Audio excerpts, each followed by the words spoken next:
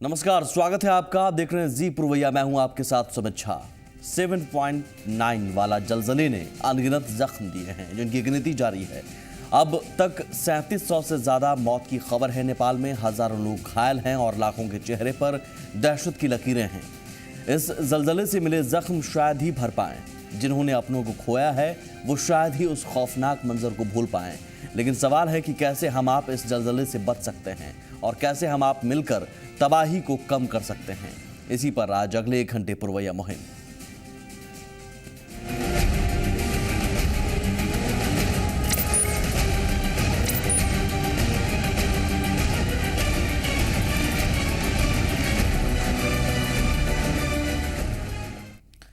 सबसे पहले आपको दिखाते हैं कैसे जलजले से नेपाल का धरोहर दरबार स्क्वायर तबाह हो गया। इसकी लाइव तस्वीर हम आपको दिखाते हैं। ये तस्वीर देखिए और आप अंदाज़ा लगा सकते हैं कि किस तरह का जलजला आया था।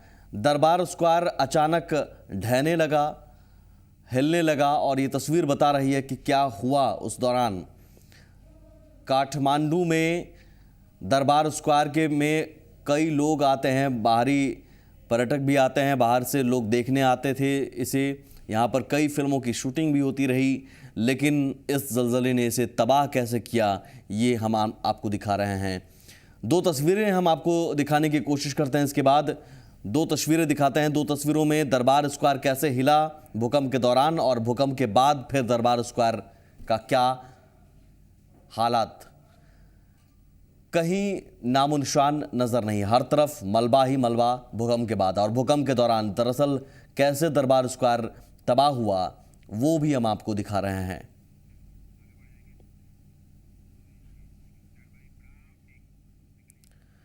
तो नेपाल की राजधानी काठमांडू को तहस नहस कर दिया। इस भूकंप में घरों के साथ साथ यहाँ के बाजार, जो कि विदेशी पर्यटकों के आकर्षण का केंद्र हुआ करता था, वो भी बर्बाद हो गया। इस भूकंप ने काठमांडू के गौरव दरबार स्क्वायर को भी नहीं बख्शा।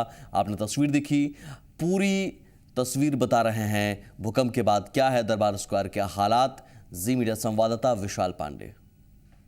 काठमांडू की विश्व प्रसिद्ध इमारत दरबार स्क्वायर, जो कि अब ज़्यादा कुछ नहीं रहा है। दरबार स्क्वायर में आप देख पा रहे होंगे भूकंप की चपेट में किस तरीके से दरबार स्क्वायर आया। और 9 तल्ला यह इमारत थी दरबार स्क्वायर की। 9 तल्ला मंदिर भी काठमांडू में इसे कहा जाता है, जो कि आप देख पा रहे होंगे किस तरीके से। हम आपको सबसे टॉप का वो एंगल दिखाना चाहेंगे वहाँ पर जहाँ से ये बिल्डिंग गिरी है। और अब जो 9 तल्ला मंदिर की विशेषता थी, यहाँ पर देशी विदेशी पर्यटक बहुत ही काफ़ी तादाद में आते थे दरबार स्क्वायर देखने के लिए, क्योंकि यह 9 तल्ला मंदिर था। अब 9 तल्ला मंदिर में से कई तल्ले गिर चुके हैं और आप देख पा रहे होंगे साफ तरीके से जिस तरीके से मलबा नीचे पड़ा हुआ है, उससे अंदाजा लगा सकते हैं कि जब भूकंप आया था 25 तारीख को तो यहाँ की स्थिति क्या रही होगी। जो दीवारें हैं वो पूरी तरह से चरक गई हैं, दरार आ गई है, ईंटें नीचे आ गई हैं। तो दरबार स्क्वायर, जो कि काठमांडू का मोस्ट पॉपुलर टूरिस्ट डेस्टिनेशन कहा जाता है, वहाँ की स्थिति हम आपको दिखा रहे हैं कि किस तरीके से भूकंप की चपेट में आ गया। तबाही का मंजर इतना ज़्यादा रहा कि जिसके चलते जो दरबार स्क्वायर है नेपाल का, वो आप देख पा रहे होंगे किस तरीके से तबाह हो गया है। यहाँ पर कुछ स्थानीय लोग हैं काठमांडू के, जो कि दरबार स्क्वायर के आसपास रहते हैं। यहाँ के गाइड भी आप उन्हें कह सकते हैं, लोगों को मोटिवेट भी करते हैं। सबसे पहले आप अपना नाम बताइएगा, और दूसरी मेरा उसके साथ ही जुड़ा हुआ सवाल है कि क्या विशेषता थी दरबार स्क्वायर की। ओके, सबको नमस्ते और सुप्रभात। मैं चंदन श्रेष्ठ बोल रहा हूँ काठमांडू से। स्पेशली जो वो बोल रहे हैं, ये 9 तल्ले मंदिर जो आप पीछे देख रहे हैं, स्पेशली ये जब मल्लकालीन कुछ राजा होते थे तो तभी सब 35 फीट के इमारत इस जगह होते थे। वो राजा क्या करते, ऊपर जाते थे और तब स्टोव नहीं होते थे, जो खाना पकाने के लिए जब धुआं सभी घर से निकलते थे तभी वो राजा खा पाते। किसी घर में नहीं धुआं नहीं निकलते तो उधर को भेजते और चावल कुछ खिलाए तभी राजा खिलाते। उस हिसाब से मल्लकालीन है। और बाद में जब पृथ्वीनारायण शाह ने ये कैप्चर किया हुआ है 18 सेंचुरी को, इसके बगल में 4 इमारत उन्होंने बनाए हुए, जैसे कीर्तिपुर, भक्तपुर, पाटन और ये काठमांडू एरिया के हिसाब से। और ये सबसे अगले है। हमको क्या विश्वास है कि इस सभी जगह का डॉक्यूमेंटेशन किया हुआ है, तो जितने भी टूरिस्ट पर्यटक आ सकते हैं, इधर का आर्किटेक्ट लोग काम कर रहे हैं, यूनेस्को भी प्रिजर्व किया, तो हम इसको फिर रिनोवेट करते हैं और इसको बोलते हैं डॉक्यूमेंटेशन। सो इसी तरह से हम बना पाएंगे। देख पा रहे होंगे किस तरीके से दरबार स्क्वायर के बाहर जो लोग यहाँ पर परमानेंट रहते हैं, जब यहाँ पर भूकंप नहीं आया था वो दर्द को बता रहे हैं कि जब भूकंप आया उसके बाद से यहाँ की स्थिति क्या है। लोग 2-3 दिन से लगातार बाहर रह रहे हैं और लोगों के पास खाने पीने का भी कुछ ज़्यादा सामान नहीं है। उन्हें रेस्क्यू टीम पर और रिलीफ टीम के ऊपर ही डिपेंड रहना पड़ेगा और ये भी यहाँ के लोगों का मानना है कि इस इमारत को दोबारा बनाया जाएगा और साथ ही देश और दुनिया पूरी नेपाल की इस त्रासदी में उसकी मदद करेगी। कैमरामैन शिवशंकर के साथ विशाल पांडे, जी मीडिया, काठमांडू। एक और धरोहर की तस्वीर हम आपको दिखाते हैं जो इस जलजले में तबाह हो गया। काठमांडू का कुतुब मीनार कहे जाने वाला धरहरा कैसे जमींदोज हो गया, ये दो तस्वीरें भूकंप से पहले देखिए किस शान के साथ धरहरा खड़ा रहता था, लेकिन भूकंप के बाद नामो निशान मिट गया, जमींदोज हो गया काठमांडू की ऐतिहासिक इमारत। अब हम दरअसल इन दोनों धरोहर की इसलिए हम तस्वीर आपको दिखा रहे हैं, इसलिए बात कर रहे हैं हम, क्योंकि हम आगे इसी मुद्दे पर बात करेंगे कि इन दो इमारत का हाल ये है तो जाहिर है हमारे आपके जो आशियाने हैं वो कितने सुरक्षित हैं और वो उसे हम कैसे सुरक्षित बना सकते हैं, इसी पर हम आज 1 घंटे बात करेंगे। ज़रूर आप भी जुड़िए। लेकिन फ़िलहाल देखिए कैसे जमींदोज हो गया कुतुब मीनार। नेपाल का कुतुब मीनार ही कहा जाता है।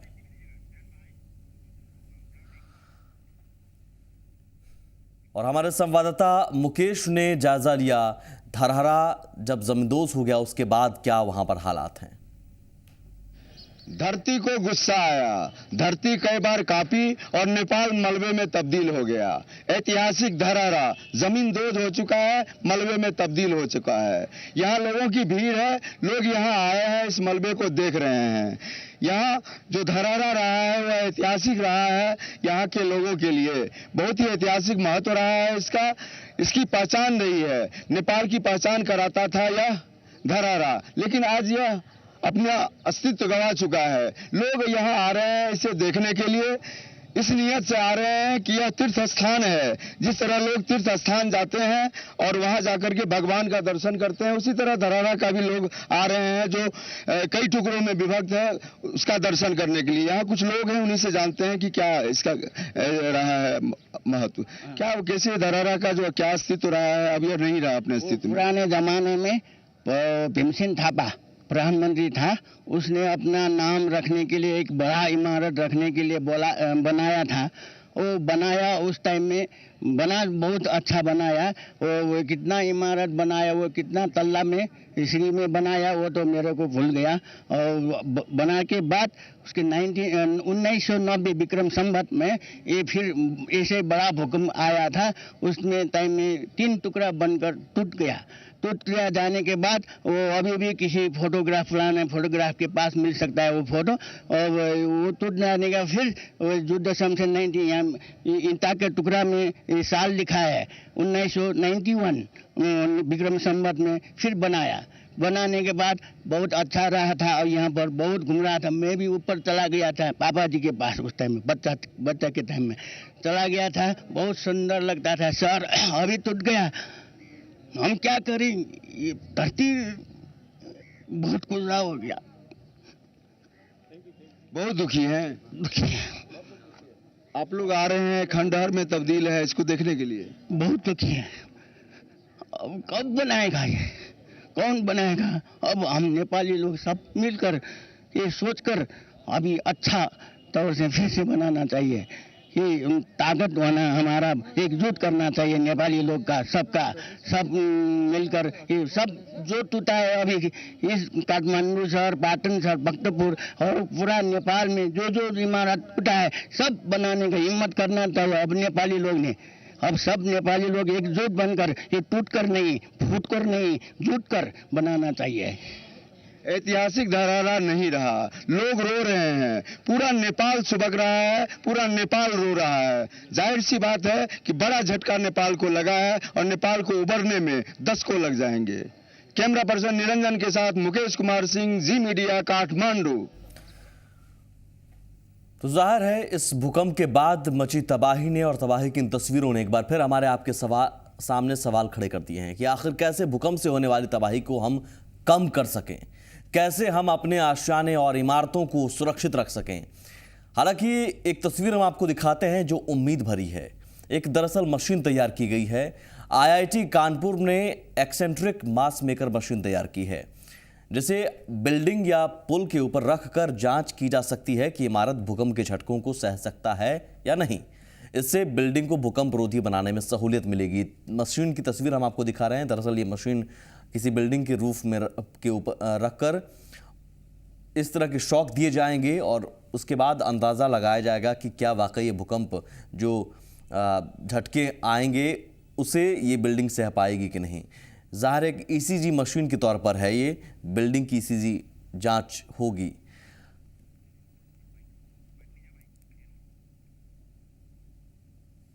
तो वहाँ देखेंगे कि हमने एक बड़ा शेकर फैब्रिकेट किया है, जिसको कि मल्टी स्टोरी बिल्डिंग के रूफ पर या डैम के ऊपर या ब्रिज के ऊपर फिक्स करके उस स्ट्रक्चर को शेक किया जा सकता है, उसको वाइब्रेट किया जा सकता है। उसको वाइब्रेट करके उसकी मेजरमेंट्स करके ये देखा जा सकता है कि इसकी वाइब्रेशन की प्रॉपर्टीज क्या है, अर्थक्वेक आने पर ये किस तरह से वाइब्रेट करेगा। तो इस तरह के कई प्रोजेक्ट्स यहाँ पर, कई एक्टिविटीज यहाँ पर चल रही हैं, जिनसे कि इस तरह के रिजल्ट्स मिल रहे हैं कि हमको अपने देश के कंस्ट्रक्शन को किस तरह से आगे इंप्रूव करना है।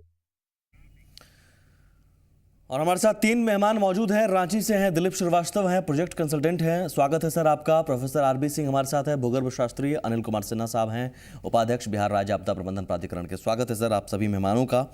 हम आएंगे सबसे पहले आरबी सिंह।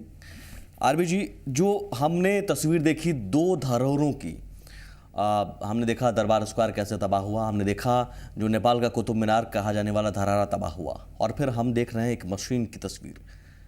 क्या ऐसा है कि हम तबाही को कम कर सकते हैं, अपने आशियाने को सुरक्षित रख सकते हैं, भूकंप के झटकों से बच सकते हैं?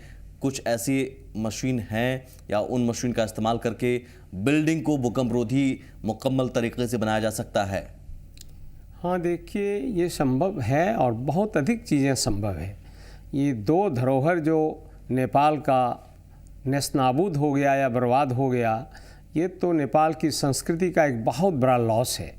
लेकिन आप इसी को देखिए कि वो इनका भौगोलिक लोकेशन कहाँ था। ये बहुत ही नज़दीक थे भूकंप केंद्र से, इसलिए यहाँ झटके अधिक लगे। दूर चलते हैं तो कम झटके का प्रभाव होता है। पटना में देखिए इसे गोलघर नहीं तबाह हुआ, जबकि गोलघर भी एक पुराना स्ट्रक्चर है। मूल ये है कि मशीन के द्वारा जांच किया जाए पुराने खासकर हेरिटेज बिल्डिंग्स का, पुराने बिल्डिंग का।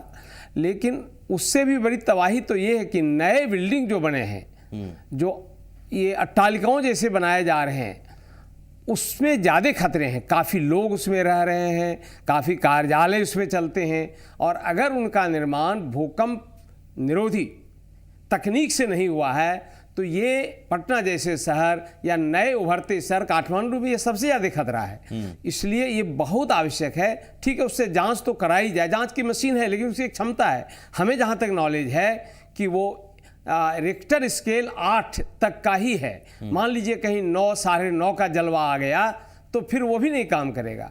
मूल यह है कि जो नई तकनीक आ चुकी है, नए प्रकार के स्टील आ चुके हैं, फ्लेक्सिबल स्टील जो हैं, उनकी मदद से कम अधिक ऊंचाई के या टावर बिल्डिंग बनाए जाएं, और इस पर सरकार या म्युनिसिपल कॉरपोरेशन या जो भी अथॉरिटी है इस प्रदेश का बड़ी सख्ती से नजर रखे। कोई मकान ऐसा ना आपको लगता है कि बिहार में या पटना की, अगर हम सिर्फ बात करें राजधानी पटना में, कितने फीसदी इमारत हैं जो भूकंप रोधी हैं?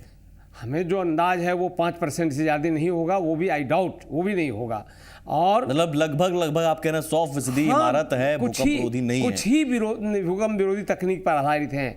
और मैं तो कह रहा हूँ जिस इंटेंसिटी का भूकंप 1934 में आया था, 0.2 ही कम रहा। इस ग्राफिक्स भी हम दिखाने की कोशिश करेंगे कि भूकंप के आने के बाद आप क्या करें। अगर आप नहीं नीचे उतर सकते हैं या फिर बिल्डिंग के बाहर नहीं आ सकते हैं, वो ज़रूर किसी मजबूत फर्नीचर के नीचे आ जाएं या फिर आप किसी दीवार से सटकर खड़े हो जाएं। ये बड़ी खबर, अब तक लगातार कई झटके आ चुके हैं। एक और झटका महसूस किया गया है इस वक्त नेपाल से लगे इलाकों में ये झटके महसूस किए गए। हालांकि ये भविष्यवाणी है कि हल्के झटके आते रहेंगे। मेरे ख्याल से आरबी जी इस पर बेहतर आप बता सकते हैं।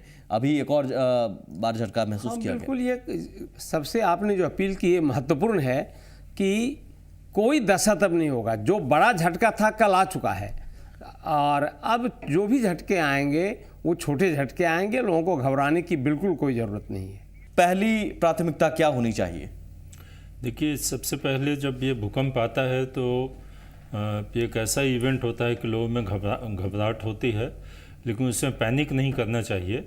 हम इसमें जो रिसर्च किए गए हैं उसके बेसिस पर हम बताना चाहेंगे कि पूरी दुनिया में पाया गया है कि भूकंप जब होता है तो लोग 3 तरीके से रिएक्ट करते हैं, रिस्पॉन्ड करते हैं, जिसको कहते हैं डिजास्टर पर्सनालिटी। पर्सनालिटी नंबर 1 वो है जिसमें कि people freeze, one freezes mentally and physically. आप फिजिकली मेंटली दोनों फ्रीज कर जाते हैं, सुन्न हो जाते हैं।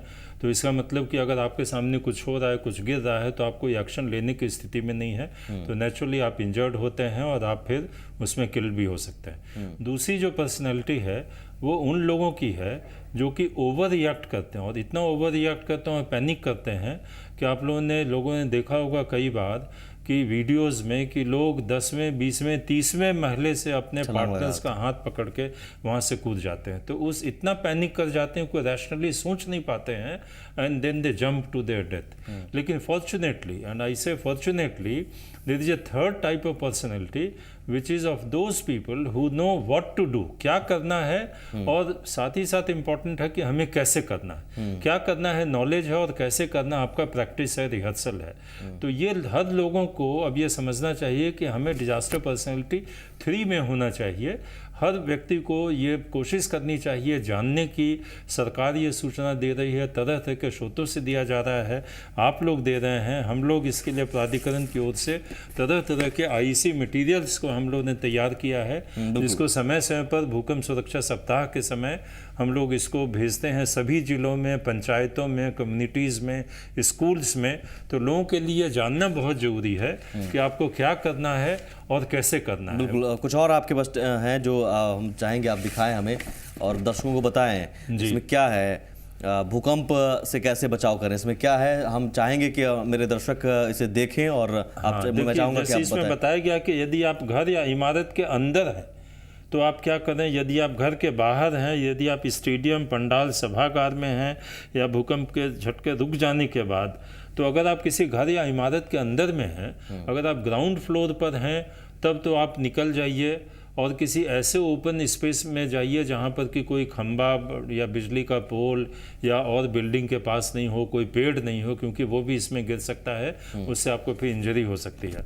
और अगर आप ऊपर के फ्लोर्स पर हैं, 3रे, 4थे, 5वें, 6ठे फ्लोर पर हैं, तब उसमें रश नहीं करना चाहिए। लिफ्ट का तो किसी भी हालत में नहीं प्रयोग करना चाहिए। सीढ़ियों का भी प्रयोग बहुत ज़्यादा सेफ नहीं होता है, क्योंकि अक्सर बिल्डिंग के जो सीढ़ी का कंस्ट्रक्शन रहता है वो स्ट्रक्चरली बहुत स्ट्रॉन्ग नहीं रहता है, इसलिए सीढ़ियों से भी जाना एडवाइजेबल नहीं है।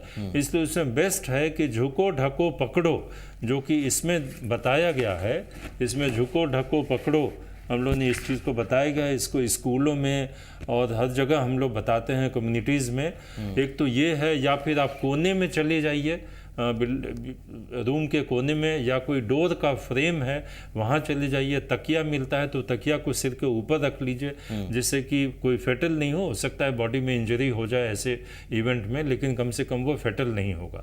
और सबसे बड़ी ज़रूरी चीज़ है कि आप अपने मन को शांत रखिए, पैनिक नहीं होइए, और एक रैशनल तरीके से रिएक्ट कीजिए, तो फिर आप अपने आप को ज़्यादा हानि। कुछ और अहम जानकारी हम अपने दर्शकों को देंगे कि भूकंप से कैसे बचें, लेकिन साथ ही सवाल ये है कि कैसे अपने आशियाने को सुरक्षित बनाएं और कितने हमारे आपके आशियाने सुरक्षित हैं। पटना में तो इन्होंने कहा, आरबी साहब ने, कि 95% भी इमारत बमुश्किल भूकंप रोधी हैं, जो भूकंप के झटकों को शायद सह सके। हम रांची भी जाएंगे, हमारे साथ दिलीप जी भी बने हुए हैं, प्रोजेक्ट कंसल्टेंट हैं। और दिलीप जी, आपके पास मैं आऊँगा एक छोटे से ब्रेक के बाद, और आपसे भी जानूंगा कि रांची, राजधानी रांची में या फिर झारखंड के कुछ और शहरों में कितनी इमारतें हैं जो सुरक्षित हैं आगे आने वाले दिनों में, क्योंकि ये भी संभावना जताई जा रही है, आशंका जताई जा रही है कि खतरा अभी बरकरार है। हिमालय से सटा हुआ इलाका है और हिमालय में लगातार हलचल हो रही है। एक छोटा सा ब्रेक।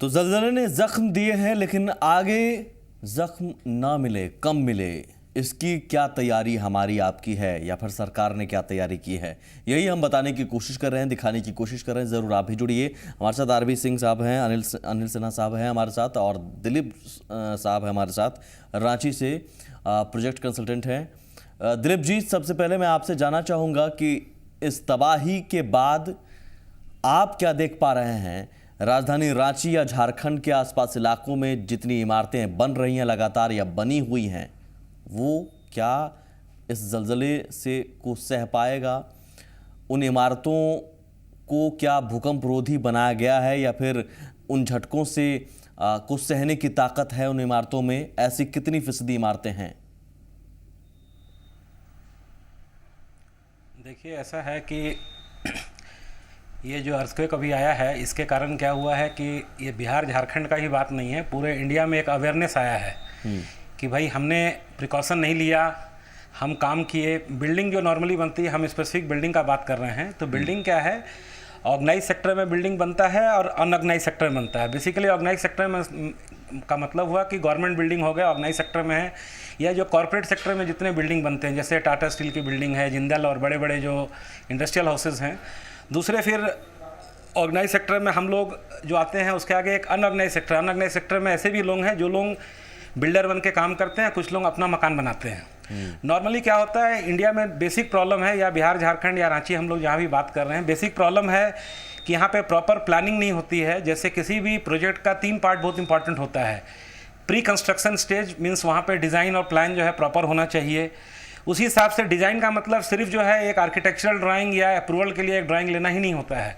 उसके साथ में हमारे पास में टोटल वर्किंग ड्राइंग अवेलेबल होना चाहिए, जिसके बेसिस पे कंस्ट्रक्शन होता है। जैसे हमारे पास में total architectural drawing, structural drawing, electrical drawing, plumbing drawing, then open space के लिए landscaping drawing and likewise all type of infrastructure drawings. हर टाइप का ड्राइंग होना चाहिए। ड्राइंग के हिसाब से हमारे पास में एक एस्टिमेट होना चाहिए। हर आदमी का जो मकान बनता है उसका अपना अपना एस्टिमेट होता है। गवर्नमेंट बिल्डिंग का अलग एस्टिमेट होता है, प्राइवेट बिल्डिंग का अलग एस्टिमेट होते हैं। एंड सबसे इंपॉर्टेंट होता है प्रॉपर सुपरविजन। आपके पास में फर्स्ट क्लास ड्राइंग है, फर्स्ट क्लास एस्टिमेट है, आपके पास प्रॉपरली फाइनेंस अवेलेबल है, गवर्नमेंट सेक्टर में भी प्रोजेक्ट अप्रूव्ड है, लोन अवेलेबल है। लेकिन अगर आपके एग्जीक्यूशन टाइम में अगर आपका प्रॉपर सुपरविजन नहीं है, प्रॉपर टेक्निकल टीम उसकी सुपरविजन नहीं करती है, चाहे वो डिजाइनर सुपरविजन हो या रेगुलर सुपरविजन हो, तो इसके कारण क्या होगा कि बहुत अच्छा डिज़ाइन और बहुत अच्छे एस्टिमेट, अच्छे कॉस्टिंग में बिल्डिंग बनाने के बाद अगर आपका प्रॉपर सुपरविजन नहीं है तो बिल्डिंग जो है वो प्रॉपर आपका बन नहीं पाता है। बिल्डिंग बनाने के लिए बहुत इंपॉर्टेंट है कि आपको प्रॉपर प्लानिंग करना पड़ेगा, प्रॉपर टीम करना पड़ेगा, जो कि इंडिया में more than 90% of the cases में वो अवेलेबल नहीं है।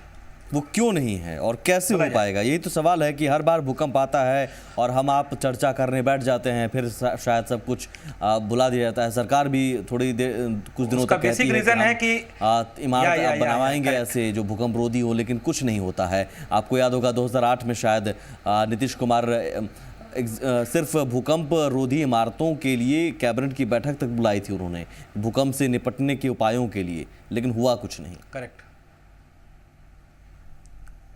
नहीं होने का बेसिक रीजन है कि गवर्नमेंट बहुत स्ट्रिक्ट नहीं है। गवर्नमेंट को स्ट्रिक्ट रेगुलेशन करना पड़ेगा कि जैसे मान लीजिए हमारा कोई भी नक्शा पास होता है, तो नक्शा पास होने के लिए मैंडेटरी, जैसे फॉरेन कंट्रीज़ में है, बड़े बड़े डेवलप्ड कंट्रीज़ में है, कि नक्शा के साथ में आपको डिक्लेयर करना पड़ेगा कि आपके पास में हर तरह के नक्शे अवेलेबल हैं। यहाँ पे क्या होता है कि एक बेसिक नक्शा कोई भी ड्राफ्टमैन या कोई भी ये बना देता है। प्रॉपर जो हो उसको आर्किटेक्ट नहीं बनाते हैं। आर्किटेक्ट भी वही होना चाहिए जिसके पास में प्रॉपर टीम हो। तो पहला पार्ट है जैसे प्रॉपर डिज़ाइन होना चाहिए एंड टोटल डिज़ाइन का अप्रूवल होना चाहिए, और उसके बाद सुपरविजन के लिए जो है ड्यूरिंग एग्जीक्यूशन जो आर्किटेक्ट का टीम है या इंजीनियर्स का जो टीम है वो टोटल उनका इन्वॉल्वमेंट होना चाहिए, और जो कॉन्ट्रैक्टर उसको काम कर रहा है वो भी एक प्रॉपर लेवल के कॉन्ट्रैक्टर होना चाहिए। यहाँ क्या होता है, normally every second person is a contractor. किसी को भी काम दे दीजिए, कम रेट में काम हो गया, लोग काम कर लिए, तो उससे जो है हमारा क्या होता है कि प्रॉपर जो है पेपर में जो हम लोग ये अहम बात किया साहब, जो है हर बार यही बात होती है। हम आप अभी भी इसी मुद्दे पर चर्चा कर रहे हैं, लेकिन शायद इस मुद्दे पर सरकार अभी कुछ कह भी दे, अचानक मीटिंग भी बुला दे और तमाम चीज़ें होने भी लगे कि ठीक है आपसे भूकंप रोधी इमारतें बनेंगी या जो इमारतें बनी हैं उनकी जांच करवाई जाएगी, लेकिन फिर कुछ दिनों बाद सब कुछ भुला दिया जाता है, एक और तबाही का इंतज़ार किया जाता है। क्या उस तबाही का इंतज़ार करते रहे हम? पटना, रांची आपको लगता है कि बहुत ज़्यादा ख़तरनाक अब जोन में है क्योंकि बगल में नेपाल और नेपाल में इतनी बड़ी तबाही आ चुकी है? नहीं, हम लोग बिहार में जो हमारे प्राधिकरण है और सरकार है, माननीय मुख्यमंत्री जी हमारे अध्यक्ष हैं, उनके मार्गदर्शन में हम लोग काम कर रहे हैं बहुत ही हम कहें कि स्ट्रक्चर्ड और प्लान तरीके से भूकंप के लिए, सारे वैसे डिजास्टर्स के लिए, लेकिन विशेषकर भूकंप के लिए एक उसका मेजर जो cause of death and loss of lifes होता है वो है that is bad construction, poor construction. इसीलिए कहावत है कि earthquakes do not kill, it is the buildings that kill, and even amongst the building it is the unsafe buildings that kill. तो इसको ध्यान में रखते हुए एक तो हमारा track, major track of action है जिसको हम कहते हैं स्ट्रक्चरल मिटिगेशन। स्ट्रक्चर्स जितने हैं उसका आप मिटिगेशन या डिजास्टर रिस्क रिडक्शन कैसे करेंगे। दूसरा मेजर ट्रैक है नॉन स्ट्रक्चरल मिटिगेशन या non structural disaster risk reduction. तो जहाँ तक स्ट्रक्चरल मिटिगेशन का है वो एक बड़ी मुहिम है जो है कि सेफ़ कंस्ट्रक्शन को हमें प्रमोट करना है, चाहे गवर्नमेंट का सेक्टर हो, चाहे प्राइवेट सेक्टर हो, चाहे जो भी सेक्टर हो, उसमें सेफ़ कंस्ट्रक्शन को प्रमोट करना है। हमने जापान में रह करके कई साल काम किया है, हमने यूएस का सिस्टम देखा है और जगह का सिस्टम देखा है, चिली जैसे जगह में बहुत प्रिपेयर्डनेस है, लेकिन उन कंट्रीज़ में 20-20, 30-30 साल काम हुआ है। तो बिहार सरकार ये कर रही है कि जितने भी इंजीनियर्स हैं, जितने भी सिविल इंजीनियर्स हैं, बिहार में 13 एजेंसीज़ हैं, डिपार्टमेंट्स जैसे बिल्डिंग डिपार्टमेंट है या पुलिस बिल्डिंग कंस्ट्रक्शन कॉर्पोरेशन है या एजुकेशन का कंस्ट्रक्शन कॉर्पोरेशन है, हेल्थ का कंस्ट्रक्शन कॉर्पोरेशन है। लेकिन सर मैं इसमें रोकूंगा आपको, हम सिर्फ इतना बताना तमाम चीज़ें हो रही है लेकिन नज़र नहीं आ रही है। आरबी साहब अभी भी कह रहे हैं कि 95%, शायद मुश्किल से 99% भी नहीं भूकंप रोधी इमारत हों। ऐसा क्यों? 2008 में भी शायद कैबिनेट की बैठक बुलाई थी भूकंप को लेकर अलग से, फिर भी असर नहीं होता है। नक्शा पास हो जाते हैं, बिल्डर से मिलीभगत होती है विभाग की और इंजीनियरों की मिलीभगत से वो नक्शा बेतरतीब ढंग से पास होते रहते हैं या फिर दिखा भी दिए जाते हैं कागजों पर कि भाई भूकंप रोधी है, लेकिन वो सही में होते नहीं और अपार्टमेंट के नाम पर जाल बिछ रहा है और उस अपार्टमेंट में न जाने कितने ऐसे परिवार हैं जो शायद इस ज़लज़ले में के साए में रह रहे हों, खतरे से के साए में रह रहे हों। क्यों आखिर ज़मीन पर इन चीज़ों का असर नहीं हो रहा है? अगर नीतीश कुमार कह रहे हैं कि हम सब सारी चीज़ें कर रहे हैं तो अभी बिहार सरकार ने 2-3 महीने पहले बिल्डिंग बाईलॉज को अमेंड किया है। वो बिल्डिंग बाईलॉज का जब अमेंडमेंट का प्रोसेस चल रहा था तो हमारे प्राधिकरण में जो एक्सपर्ट्स हैं अर्थक्वेक के, जिन्होंने ज़िंदगी भर इसमें काम किया है, उनके कंसल्टेशन से बिल्डिंग बाईलॉज को अमेंड करके उसमें भूकंप रोधी निर्माण के लिए जितने भी नेशनल बिल्डिंग कोड में प्रोविजंस हैं उन सारी चीज़ों को समाहित किया गया है। तो एक बहुत अच्छा बिल्डिंग कोड अब बना है।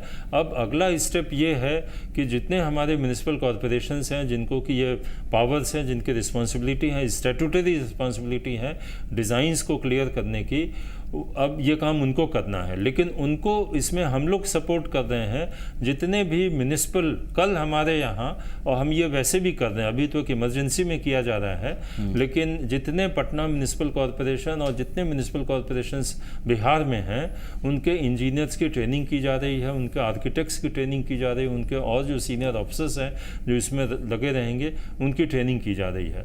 जहाँ तक हमने पहले बताया कि सारे इंजीनियर, सारे आर्किटेक्ट्स, जितने मेसन्स हैं, 15,000 से ऊपर मेसन्स हैं बिहार में जो हमारे डेटाबेस में हैं। 2008 से लेकर अब तक ट्रेनिंग सिर्फ हो रही है? 2008 में ही तमाम स्टेप्स, मेजर स्टेप्स उठाने की बात हुई थी, और नहीं, 2008 से लेकर अब तक आप कह रहे हैं कि ट्रेनिंग ही हो रही है।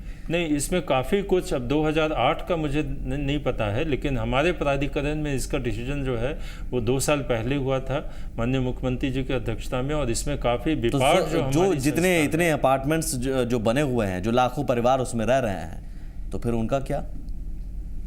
देखिए, जो पहले से बने हुए हैं उसके लिए एक दूसरा टेक्निक है जिसको रेट्रोफिटिंग कहते हैं, उसको सुदृढ़ीकरण करना। तो उसका रेट्रोफिटिंग का साइंस नया है। दिल्ली जैसे शहर में भी, जो कि देश का कैपिटल है, मेरे ख्याल से अभी एक वो कब तक क्या आपको लगता है आपको बता रहा हूँ कि इतनी जल्दी, या फिर 2 साल 3 साल 4 साल? जी हाँ, वही मैं बता रहा हूँ कि उसमें दिल्ली में भी करीब 1 दर्जन के ऐसे इंपॉर्टेंट बिल्डिंग्स हैं जिनका रेट्रोफिटिंग हुआ है, और जगह में ऐसी कोई बहुत इनिशिएटिव नहीं हुई है। लेकिन हम लोगों ने रेट्रोफिटिंग करने के लिए उसकी गाइडलाइंस इशू की है। रेट्रोफिटिंग के लिए बिहार सरकार ने एक बड़ा डिसीजन ये लिया है, जो मेरे ख्याल से किसी और स्टेट में नहीं लिया गया है, कि बिल्डिंग कंस्ट्रक्शन डिपार्टमेंट में एक रेट्रोफिटिंग का सर्कल एक सुपरिंटेंडिंग इंजीनियर के अंडर में, जिसके अंडर वो रहेंगे और 4 एग्जीक्यूटिव इंजीनियर्स रहेंगे, वो अब क्रिएट किया गया है और वो जल्दी फंक्शनल हो जाएगा। तो वो एक सिस्टमेटिक तरीके से और प्लान आर्मी साहब, आपको लगता है कि ये सारी चीज़ें इतनी आसानी से फंक्शन होने लगेंगी, या फिर जो अभी बातें हो रही है, हर भूकंप के बाद ऐसी बातें होती हैं, ये हम आप चर्चा करते हैं और फिर शायद कुछ दिनों बाद भूल जाते हैं, अभी भी कुछ ऐसा ही हो रहा है? ये कहना चाहिए कि ये सिर्फ बातें नहीं है, हम जानते हैं कि बातें होती हैं, अब तक सर ये आप कह सकते हैं कि नाउम्मीदी इसलिए भी है लोगों में क्योंकि अब तक बातें ही होती रही हैं। भूकंप इससे पहले भी हल्के फुल्के भी झटके, हाँ इस बार बड़ी तबाही हुई है बगल में नेपाल में, और बिहार में भी 72 लोग मरे हैं, तो शायद इस बार कुछ ज़्यादा गंभीरता नजर आ रही होगी। लेकिन कुछ महीने ही बीते हैं, हल्के झटके महसूस किए गए हैं बिहार में कुछ महीने पहले ही, उस दौरान भी कुछ गंभीरता से नहीं ली गई थी बातों को। भूगर्भ शास्त्री होने के नाते आरवी साहब, आपने कई बार चेतावनी दी भी होगी आप लोगों ने कि साहब सुधर जाइए, साहब सुधार लीजिए हालात को, आपने कहा होगा, क्या रिस्पॉन्स मिलता रहा? देखिए, जब भी भूकंप आया है, या तो आपके स्टूडियो में या किसी न किसी स्टूडियो में मैंने कहा है कि अगर नहीं संभला गया तो पटना कब्रिस्तान में बदल जाएगा। और आज फिर हम कह रहे हैं, अगर ये रिक्टर स्केल पर 0.2 या 0.3 इंटेंसिटी अधिक होती और खुदा न खास्ते इसका सेंटर बिहार के अंदर होता तो गजब का विनाश होता। आपको बता दें हाँ जी कि पूर्व में जब भूकंप बिहार में आया था, मुख्यमंत्री जी ने काफ़ी सक्रियता दिखाई थी और उन्होंने अनाउंस भी किया था, हम लोगों ने भी कहा था कि बिहार का दुर्भाग्य है, सिन्हा साहब जानते हैं कि कहीं भी भूकंप मापनी यंत्र यानी सिस्मोग्राफ आज की तारीख बिहार में कहीं नहीं है। अब पिछले बार जब 8 में भूकंप आया, कुछ 11 में, तब भी हम लोग इसकी चर्चा की। मुख्यमंत्री ने, जहाँ तक मुझे याद पड़ रहा है, अनाउंस भी किया था कि हर जिला में सिस्मोग्राफ की स्थापना होगी, लेकिन इस दिशा में कोई काम नहीं हुआ। देखिए, आम लोगों में जागरूकता और ये सब, और क्यों हम फिर से आप पर भरोसा करें? हम इस पर ये बताना चाहेंगे कि अगेन बिहार सरकार ने और प्राधिकरण में यह निर्णय लिया गया, इसकी एक एक्सपर्ट कमेटी बनी थी। देखिए, जब ऐसी चीज़ें होती हैं तो आप एडहॉक तरीके से नहीं कर सकते हैं, थोड़ा प्लान करके और सिस्टमैटिक तरीके से और पेशेंस से करना होगा। जैसे हमने बताया, 7 साल में प्लान नहीं हो पाया आपका। इसको अप्रिशिएट करने की ज़रूरत है कि जापान जैसे देश में अगर आज भूकंप का प्रिपेयर्डनेस है तो उसके पीछे 80 साल का प्रिपेयर्डनेस है, वो डॉक्यूमेंटेड है, जिसको कि हम आपके शो पर बता सकते हैं। चिली में अगर 2010 के अर्थक्वेक में देखा गया कि उनकी बिल्डिंग्स नहीं अफेक्ट हुई, तो 30 से 40 साल मैं कह रहा हूँ सर, मैं कह रहा हूँ आप 80 साल लीजिए, लेकिन पहल तो हो, शुरुआत तो हमें जमीन पर दिखे। उसी पहल को हम शुरुआत भी जमीन पर नहीं दिख रही है सर। और मेरे ख्याल से जब नीतीश कुमार ने घोषणा की थी, उसके बाद से न जाने कितने ऐसे अपार्टमेंट बने, कितनी ऐसी बिल्डिंग बनी जो बता रहे हैं कि अगर हर झटका आया तो मलबे में तब्दील हो जाएगी। उसके बाद घोषणा के बाद नक्शा पास करने में न जाने कितनी बार लापरवाही बरती गई, आप बेहतर जानते हैं। एक छोटा सा ब्रेक लेना पड़ेगा सर, मजबूरी करना चाहेंगे, मजबूरी है, एक छोटा सा ब्रेक लूंगा। साइस्मिक टेलीमेट्री नेटवर्क, उस चीज को अब स्ट्रेंथन किया जा रहा है, जो प्रोफेसर सिंह ने बताया। अभी एक है वाल्मीकि नगर में, वो भी काम नहीं कर रहा है। उसके अलावा सर देखिए, यही चीजें हैं कि आप कह दिया आपने, लेकिन जमीन पर मैं कह रहा हूं कि आपने कह दिया, आपकी मंशा ठीक है, नीतीश कुमार जी की मंशा ठीक है, लेकिन जमीन पर नजर नहीं आ रहा है। मेरे ख्याल से उसे दुरुस्त करने की जरूरत है। एक छोटा सा ब्रेक। कई और खामियां नजर आने लगती हैं भूकंप के बाद, उन खामियों को पाटने की कोशिश भी होती है, लेकिन फिर कुछ दिनों बाद भुला दिया जाता है। लेकिन इस बार हम सवाल उठाते रहेंगे।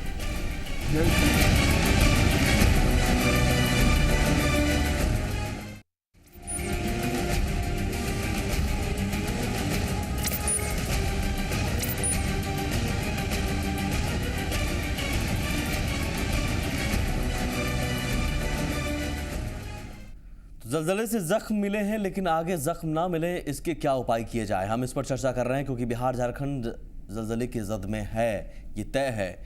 आने वाले दिनों में अगर कोई जल्जला इस तरह का आता है, भूकंप आता है, तो कैसे हम उनसे बच सकें, हम उन उपायों पर चर्चा कर रहे हैं। ख़ासतौर पर जो बातें यहाँ पर कही जा रही है कि बिल्डिंग अगर सुरक्षित हो, आपका आशियाना सुरक्षित हो, स्कूल भवन सुरक्षित हो, ऑफिस सुरक्षित हो, तो शायद जानें कम जा सकती हैं। दिलीप जी, रांची या झारखंड के आसपास शहरों में जो बनावट है, भौगोलिक स्थिति है, उसके मुताबिक किस तरह की इमारत होनी चाहिए, जो इनिशिएटिव लेने की ज़रूरत है, वो किस तरह की इनिशिएटिव लेने की ज़रूरत है? या एक इंसान एक अपना मकान बनाना चाहता है तो वो कैसे बनाए जो सुरक्षित रह सके, अपने बच्चों को, अपने परिवार को सुरक्षित रख सके?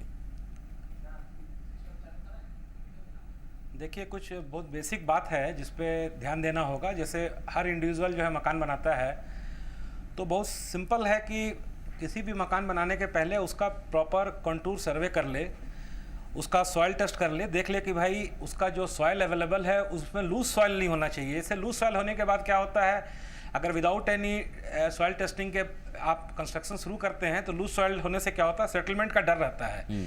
इसी तरह से क्या होता है कि ड्यूरिंग कंस्ट्रक्शन जो हम लोग देखते हैं कि भाई हमारे सॉइल में मॉइस्चर बहुत ज़्यादा है, तो हमारा साइट जो है पूरा ड्राई होना चाहिए।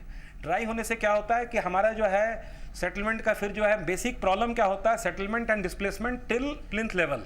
ये हम अर्थक्वेक पर चर्चा कर रहे हैं, तो सबसे इंपॉर्टेंट है कि भाई प्लिंथ लेवल तक अगर अपने आप को हम सुरक्षित कर लिए, और अगर हमारा जो बिल्डिंग है उसकी टेंसाइल प्रॉपर्टी ठीक है, बिकॉज हम जो अभी जो रॉड यूज़ कर रहे हैं, जो भी माइल्ड स्टील रॉड यूज़ करते हैं, TMT बार जिसको बोलते हैं, FE 500 एबव, तो टेंसाइल स्ट्रेंथ अगर ठीक है, लेकिन अगर आपके प्लिंथ के नीचे अगर प्रॉब्लम है तो बिल्डिंग जो है सुरक्षित नहीं रह पाता है। तो हमारा जैसे लूज सॉइल नहीं होना चाहिए, साइट जो होना चाहिए वो ड्राई होना चाहिए। लाइकवाइज यूनिफॉर्म ग्राउंड लेवल होना चाहिए, जैसे ग्राउंड लेवल है हमारा यूनिफॉर्म होना चाहिए। तो उसके लिए हमको पूरा तैयारी करना चाहिए, और उसके लिए प्रॉपर जो फिलिंग हम करते हैं उसको हम लोग को सैंड फिलिंग करना चाहिए। नॉर्मली क्या करते हैं लोग, सॉइल फिलिंग करते हैं, मिट्टी की फिलिंग करते हैं, और फिर कॉम्पैक्शन नहीं होता है और कंस्ट्रक्शन उस पर स्टार्ट करते हैं। तो फाइनली जो होता है, अगर हम सैंड फिलिंग करते हैं तो हमारा जो फाउंडेशन होता है, और अगर अर्थक्वेक आता है तो वो बिल्डिंग में जो है एज ए स्प्रिंग एक्शन काम करता है। जैसे हमारा जो सैंड होता है उसमें स्प्रिंग एक्शन होता है, और सॉइल में जो होता है सेटलमेंट होता है। लाइकवाइज जब हम लोग फाउंडेशन बनाते हैं तो RCC जो बैंड होते हैं हमारे, ग्राउंड लेवल पे एक बैंड होना चाहिए, फिर हमारा प्लिंथ लेवल पे एक और बैंड होना चाहिए, लिंटर लेवल पे बैंड होना चाहिए, रूफ लेवल पे बैंड होना चाहिए। नॉर्मली लोग क्या करते हैं कि कट पीस लेवल पे कट पीस स्टाइल में काम करते हैं, जैसे tie beam at the ground level. Ground level means वो 50% ग्राउंड को टचिंग और 50% ग्राउंड के अंदर, सो डैट हमारे जितने कॉलम्स होते हैं वो आपस में जो है वो प्रॉपर उनका टाई अप होना चाहिए। लाइकवाइज जहां जहां आप वॉल बना रहे हैं वो प्लिंथ लेवल पे फिर हमारा एक और टाई बीम आना चाहिए उस लेवल पे। लाइकवाइज जब हम विंडो के ऊपर आते हैं तो हमारा लिंटर लेवल पे एक बैंड होना चाहिए, और रूफ लेवल पे एक RCC बैंड होना चाहिए, जिसको हम लोग बीम बोलते हैं। ठीक है सर। दूसरा क्या होता है कि हम लोग वीक कॉलम देते हैं। कॉलम जो होता है हमारा वीक होता है, और स्ट्रॉन्ग बीम। कॉलम हम लोग क्या करते हैं, ऑर्डिनरी कॉलम दे देते हैं। जब सवाल है कि आपके पाँव में दम रहेगा तभी आपका बॉडी खड़ा रहेगा। बिल्कुल। यहाँ लोग क्या करते हैं कि कॉलम को छोटा डाल देते हैं और बीम को लंबा कर देते हैं, बड़े बड़े हॉल बना देते हैं, लेकिन प्रॉपर जो है उसको बांधते नहीं है जी। इसी तरह से क्या होता है, जो स्टेयरकेस का जो ब्लॉक होता है वो बहुत इंपॉर्टेंट ब्लॉक होता है। स्टेयरकेस का ब्लॉक हमारा सेपरेट होना चाहिए, सो डैट अर्थक्वेक, जो मैं बात बता रहा हूँ वो अर्थक्वेक को अवॉइड करने के लिए किस तरह का सेफ डिजाइन प्रैक्टिस। बिल्कुल आपके मुताबिक खर्च कुछ ज्यादा हो तो फिर ये ज़रूरी है कि आप खर्च करें ज़्यादा, लेकिन कम से कम आप अपने बच्चों, अपने आप को, परिवार को बचा सकें आगे आने वाले दिनों में भूकंप के झटके से। क्योंकि भूकंप का पूर्वानुमान तो नहीं लगाया जा सकता, लेकिन भूकंप से बचने की कोशिश की जा सकती है, तबाही को कम करने की कोशिश की जा सकती है। और यही जी पुरवैया की मुहिम भी है कि आप आने वाले दिनों में ज़लज़ले से कैसे बचें। आरबी साहब, फाइनल कमेंट मैं आपसे चाहता हूं, जो उपाय इन्होंने बताए हैं, दिलीप साहब ने, जो अनिल साहब उपाय बता रहे हैं, या फिर जो पहल की बात हो रही है, आने वाले दिनों में एक अच्छी हम उम्मीद कर सकें, एक बेहतर उम्मीद कर सकें, इस ज़लज़ले से हमें ज़ख्म कम मिलेंगे जो आज हमें मिले हैं। देखिए, जो भी उन्होंने बताया, दिलीप जी ने या सिन्हा साहब जो बता रहे हैं, वो बातें तो सब ठीक है। हमारी ये फीलिंग है कि अभी जब भूकंप आया तो आप भी लगातार चर्चा कर रहे हैं, ये सरकार भी सक्रिय है, इस पर तुरंत कार्रवाई की ज़रूरत है। और हम तो कहते हैं सरकार बहुत सारी बिल्डिंग बनाती है, रोड बना रही है या पुल बना रहे हैं, कंस्ट्रक्शन के जो कंपनी, उनके यहाँ इसका शुरुआत होना, जैसे मल्टी स्टोरी वो गरीबों के लिए लो इनकम घर बनता है, पटना में बहुत सारे हाउसिंग बोर्ड ने बनाया है। हाँ। आज भी जो बने उसको तो कम से कम भूकंप निधि बनाई जाए। देखिए, जब सरकार के काम शुरू हो जाएंगे तो आप निश्चित मानिए कि पब्लिक को भी एक भय उत्पन्न होगा। बिल्कुल, भूकंप के बाद ही जो चर्चा होती है, वक्त कम है सर, करना भी जरूरी है। बिल्कुल, वक्त कम है इसलिए, लेकिन बहुत अहम जानकारियां आप तीनों ने दी है। भूकंप के बाद ही सिर्फ चर्चा करते हैं या फिर सक्रियता दिखाते हैं, ऐसा नहीं। भूकंप के पहले ही हम इस तरह की सक्रियता दिखाएं और भूकंप रोधी इमारत बनाने या बिल्डिंग्स बनाने या कंस्ट्रक्शन करने के बारे में सरकार पहल करे तो लोग भी उसके साथ जुड़ेंगे। सबको अपनी जान प्यारी होती है और लोगों से भी यही अपील कि भूकंप से बचने की ज़रूर कोशिश करें, अफवाहों से बचें और पैनिक ना हो। बहुत शुक्रिया आप सभी का इस चर्चा में शामिल हुए। नमस्कार।